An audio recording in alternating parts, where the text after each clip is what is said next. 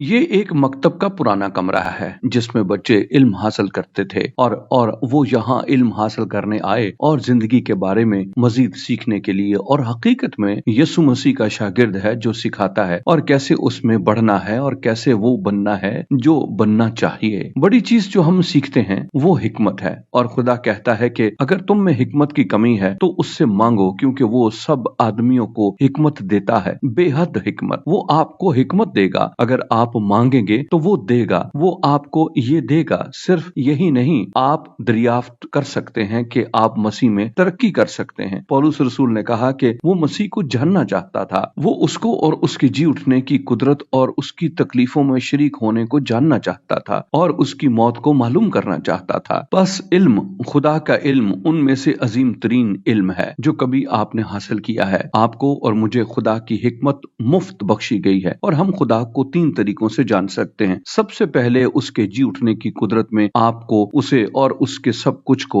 जो वो आपकी जिंदगी में करना चाहता है जानने की जरूरत है। दूसरा, उसके दुखों में शरीक होने में, जब आप मुश्किल वक्त से और तकलीफों से गुजर रहे होते हैं, उन हालात में खुदा को जाने। और आखिरी, ये सब कुछ आपको और ज्यादा यीशु मसीह की मानंद बना देगा, और यही शागिर्द होना है, ये यीशु की मानंद बनना है। आप उसकी मौत में उसके मुशाबे हो जाएंगे और आप और ज्यादा उसकी मानंद हो जाएंगे। लिहाजा जो कुछ आपका हसूल है उसमें खुदा की हिकमत के इल्म को हासिल करें। जी हाँ, आपको वापस स्कूल जाने की जरूरत है और आपको सीखने की जरूरत है कि यीशु की मानंद कैसे बने। लिहाजा खुदा से आज हिकमत के लिए दुआ करें।